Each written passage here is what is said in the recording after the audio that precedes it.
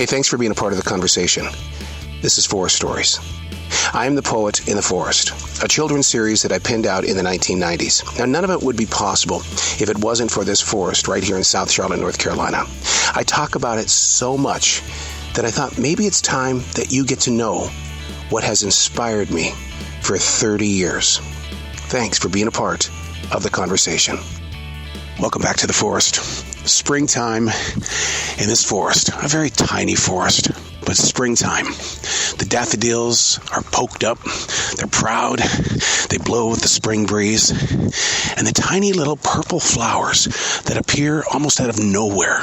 But because you've taken the time to slowly stroll through this forest, you're allowed to feel what the atmosphere is willing to share with you, and falling witness to the beauty of these purple little flowers that come from out of nowhere. It's music. It's just something that touches your soul in a way that says, yeah, you're here.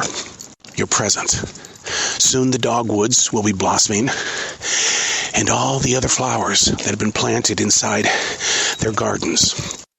One thing that I'm very excited about this year is that new neighbor Steve has built this beautiful above ground garden. Now around here we have a lot of deer. I love me some deer, but they like to eat everything. But I'm excited to find out what he's going to plant inside this above ground garden in the way of bringing new beginnings to this area of the forest, to share with other people what you're creating. I believe in the fruit that we can all bring to others, and this forest really is a place for fruit.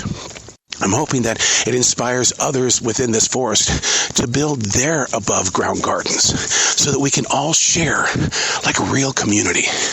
We've talked about the bee farmer. The bee farmer shares his honey every single year.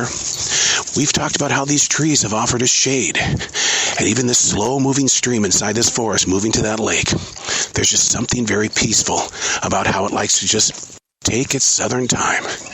It probably has a southern accent just as much. Springtime in Carolina, especially this forest. Take the time to look for the invisible flowers. They're there. They want to be seen. They want to be listened to. Hey, thanks for being a part of the conversation.